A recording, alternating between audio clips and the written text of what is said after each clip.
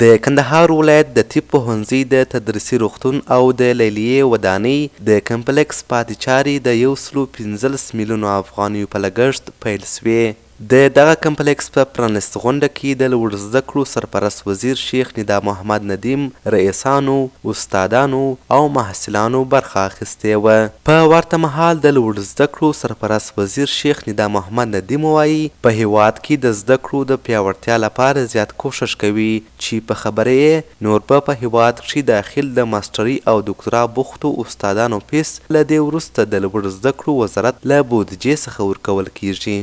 115 میلیون افغانۍ چې د دې تعمیر هغه پاتې چارې به په تکمیلیږي، دا یې راته منظور کړه چې نن موږ تاسې انشاءالله په دغه مراسمو کې سره شریکان یو تر څو چې د تعمیر چارې سر ته رسیږي.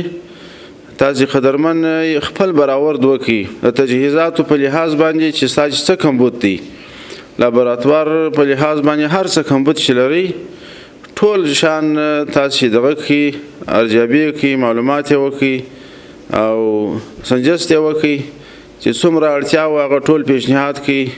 انشاءالله د دغه سټیج پر سر باندې مې در سره وعده ده چې هغه به ټول در منظوروو انشاءالله.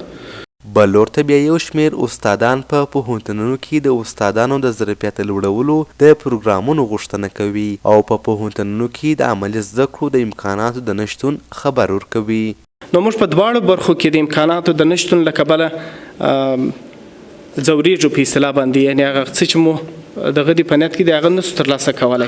که په استاد باندې سرمایه ګزاري کېږي دا د محصل دپاره کېږي، نو که چیرې دا سرمایه ګزاري داسې سالمه سرمایه ګزاري او په خپل رشته کې په استاد باندې وسي، زه په دې باندې باور لرم چې انشاءالله ښه نتیجه ورکولی سي او محصلین بیا موږ ښه روزلی سو. د عملي چاپیریال نشتون، د مسلکي استادانو کمښت هغه عمده ستونزې دي چې په کندهار کې محصلان ورسره مخ دي.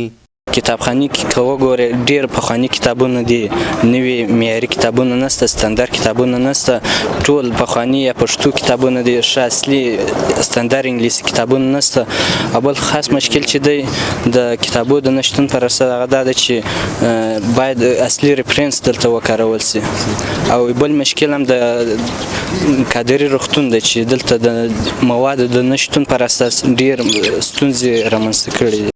دا په داسې حال کې ده چې په دې وروستیو کې په هیواد کې یو شمېر مسلکي استادان له هیواده بهر سوي، خو اسلامي امارت بیا ډاډ ورکوي چې اوسمهال یې په هیواد کې د هرې برخې لپاره مسلکي استادان ګمارلي.